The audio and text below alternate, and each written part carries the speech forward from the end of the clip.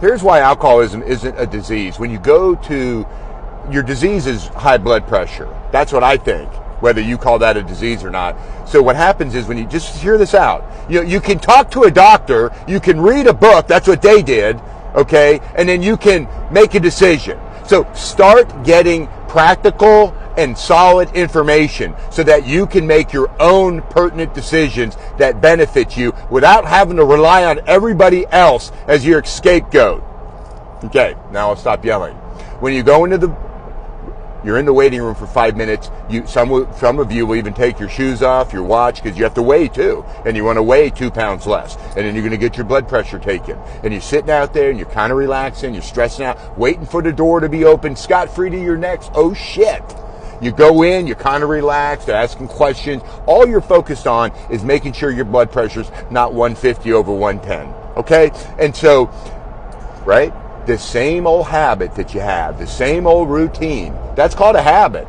We're not even done with this story yet. We're halfway done. So your habit leads you in to the table. They ask you to sit down, and you have a sweater on. So they're going to say, hey, can you turn the blood pressure cuff is on your right side? So now you're freaking out more because you know on the right side you think that the reading is always higher, right? And as soon as they put it on either arm, the moment that it starts doing this is the moment of impending doom. And that's your alcoholism. For that moment where the heartbeat, it went whoop, and it's filling up, and your heart rate, you can't control it. It increases a little bit every time, right?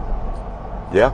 And your blood pressure was 149 over 105, and you were disappointed.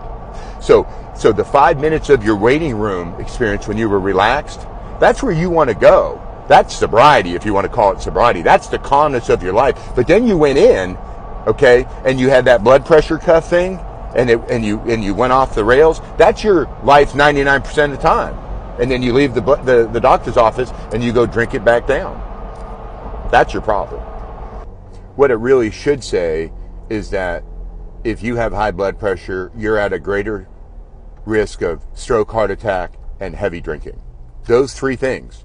They would have saved a lot of lives 50 years ago if they would have said that. But they didn't, because all the people telling you that you have a disease, they ain't gonna make no more money if it was read like that.